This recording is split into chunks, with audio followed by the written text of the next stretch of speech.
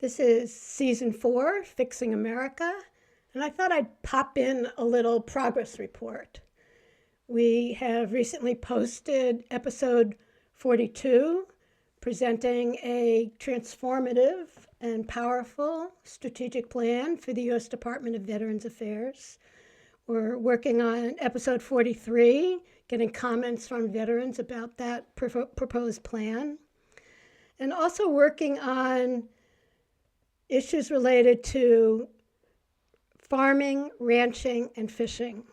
So we're going to start by talking about the U.S. Department of Agriculture. And the problem that we're having behind the scenes is figuring out what exactly about the USDA should we recommend saving.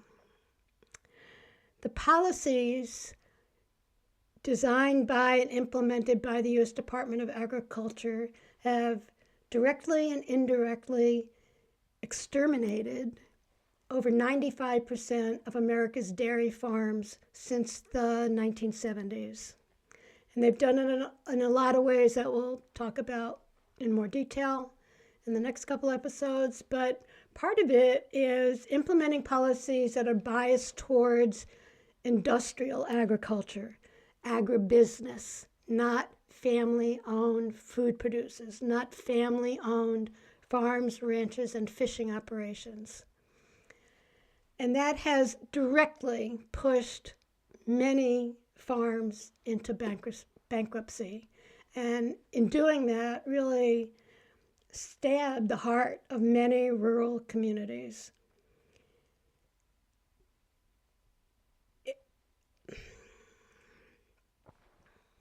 My favorite quote from a farmer that has been on this broadcast before is, quote, "I can't think of anything filthier and more evil and dangerous than what they're doing with the policies coming out of the agriculture committees running through Congress and then being implemented by USDA.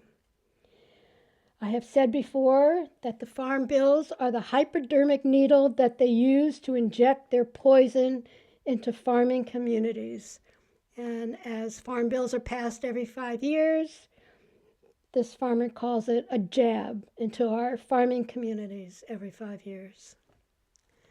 No love lost between America's farmers, and I think even like the 65 million Americans that live in rural communities or not in urban centers, who understand the damage that's been done by government agencies to rural communities, and especially to farmers, ranchers, and fishing operations.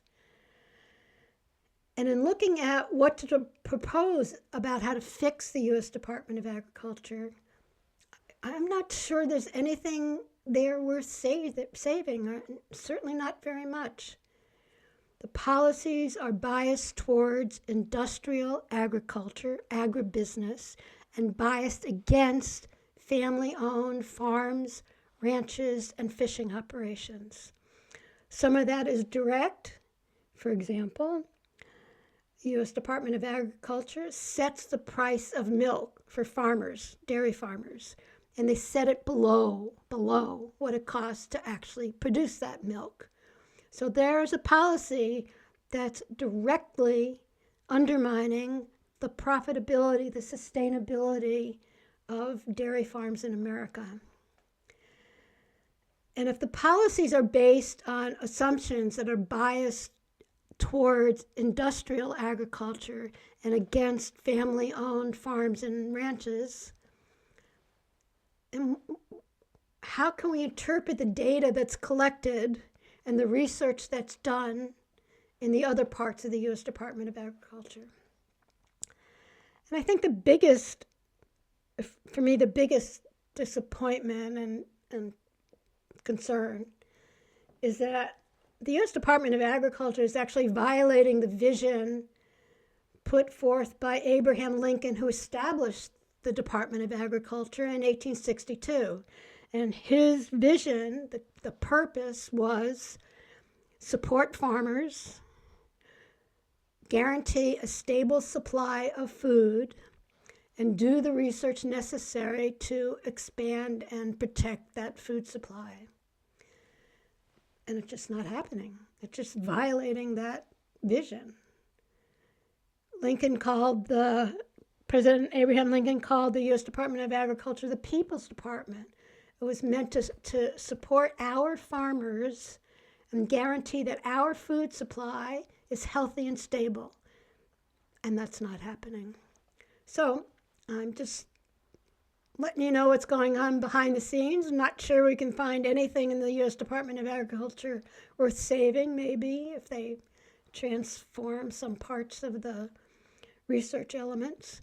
But those policies have just damaged farming and ranching and fishing in America, damaged our food supply, and damaged the rural communities that have been invested in and supportive of farming, ranching, and fishing.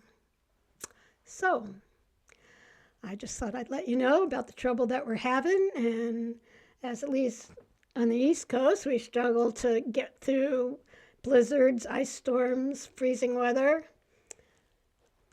We'll figure it out within the next few days and keep you posted. Thanks for your support.